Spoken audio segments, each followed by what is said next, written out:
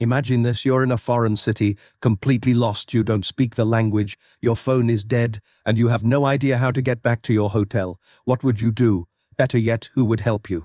Today, we're putting human kindness to the test. I pretended to be a lost tourist in different places to see who would step up. The results, some people shocked me, and others, well, you'll see, getting lost is scary. Whether you're in a new city or just a different neighborhood, that feeling of being completely disoriented is something we've all experienced at least once. But here's the thing, when you're lost, you're at the mercy of strangers. Will they ignore you? Will they give you directions? Or will they go out of their way to help you? To find out, I decided to run a simple social experiment. I dressed like a confused tourist. Map in hand, backpack on, and a totally lost expression, and wandered around busy streets, train stations, and shopping malls. My goal, to see how many people would notice, stop, and offer help. First scenario, the train station. First test was at a busy train station. I stood near the ticket machines, staring at the map like I had no idea what I was doing. Within minutes, a middle-aged woman approached me. "Do you need help?" she asked. I pretended to struggle with the map, and she not only explained how to buy a ticket, but also walked me to the correct platform. When I asked why she helped, she smiled and said, "I've been lost before. It's a terrible feeling. If I can help, why wouldn't I?" This was a great start, but would others react the same way? Second scenario, the shopping mall. Next, I wandered around a crowded shopping mall, looking at store directories like they were written in another language. A group of teenagers noticed me, and after a few whispers, one of them came over. "Hey, are you lost?" he asked. I nodded, and he called his friends over. Together, they helped me find the exit, and even suggested a good place to eat nearby. When I thanked them, one said, "No problem, dude, just pay it forward someday."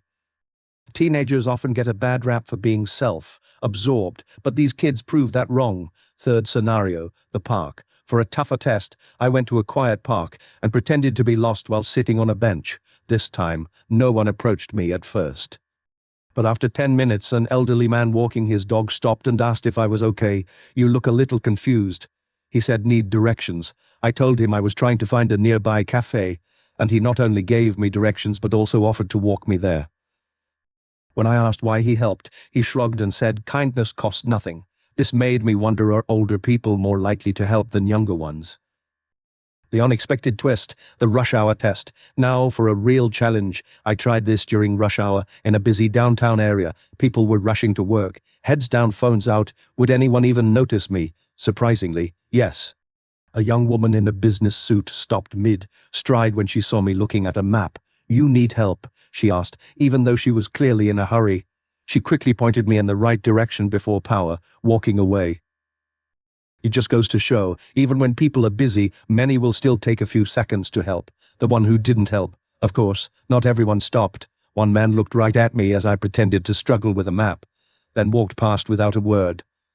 When I later asked him why as part of the experiment, he said, "Not my problem, people should figure things out themselves." It was a harsh response, but it made me think, does society reward independence so much that we forget to help each other? The role of appearance. Here's something interesting. I repeated the experiment dressed in 2 different ways, once as a clean-cut tourist, and once as a scruffy backpacker. Guess what? People were more likely to help the clean-cut version of me. Does that mean we judge who's worthy of help based on looks? Unfortunately, it seems that way sometimes. The most heartwarming moment, the best reaction, came from a little kid. I was pretending to be lost near a playground when a boy no older than 8 tugged on his mom's sleeve and said, "Mom, that man looks lost." The mom came over, helped me out, and the kid looked so proud of himself. It was a reminder that kindness starts young. So will people help a lost tourist? Most of the time, yes. This experiment showed me that despite what we often hear, most people are good. Sure, some will ignore you, but the majority will stop and help, even if it's just with directions. The next time you see someone who looks lost, don't assume someone else will help. Be the person who steps up, and if you're ever the one who's lost, don't be afraid to ask.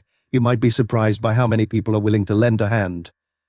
Turns out the world isn't as cold as we think, but don't take my word for it, try it yourself. Pay attention to the people around you. You might just restore your faith in humanity. What do you think? Would you stop to help a lost tourist? Let me know in the comments. And if you found this experiment interesting, share it, because kindness is contagious.